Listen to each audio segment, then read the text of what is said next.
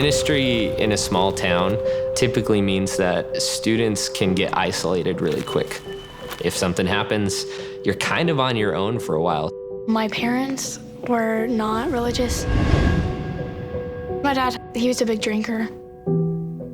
I didn't really have a lot of friends, so I couldn't go anywhere. And if I was at my house, I just didn't feel like it was safe or like a good place to be.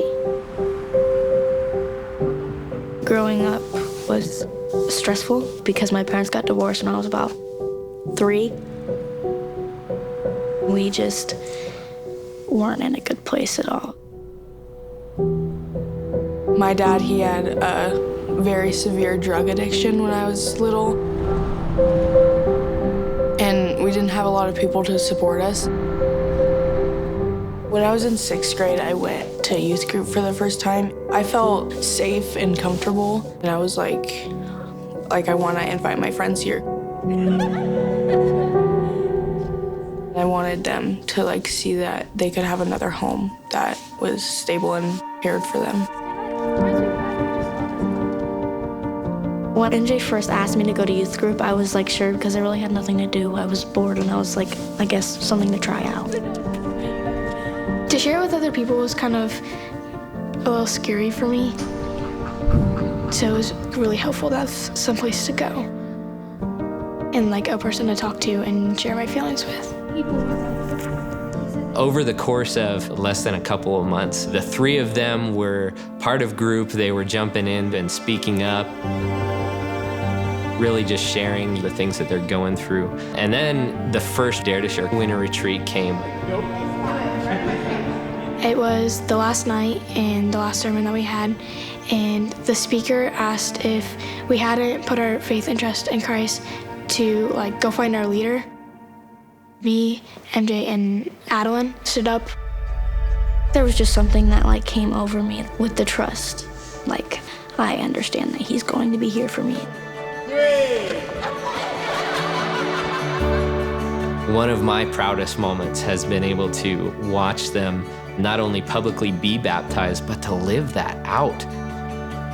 The best thing is definitely all of us being vulnerable about it and us pouring out, learning more, and just walking through this all together. All 3 of these girls come from broken homes where something is just missing.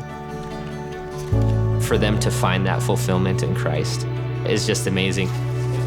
We need teens to rise up and lead the cause was the most beneficial time for our group. To see students being engaged with the gospel and equipping the students with the life in 6 words, that's an incredible thing.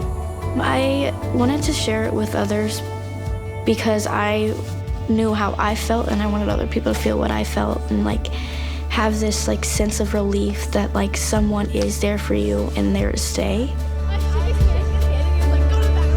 I see the other 6th graders coming into the youth group looking so nervous, and I'm just so thankful that God brought them there, and I want them to have the same steps that I did. I want to go to the middle school youth group to be a leader. I want to show how far you can come and how far a middle schooler can go. These teenage girls, they're rising up to see a generation changed with the gospel of Jesus Christ. And I'm not gonna cry. I'm not gonna do it. If Christ can use them, Christ can use any of us to reach and change the world.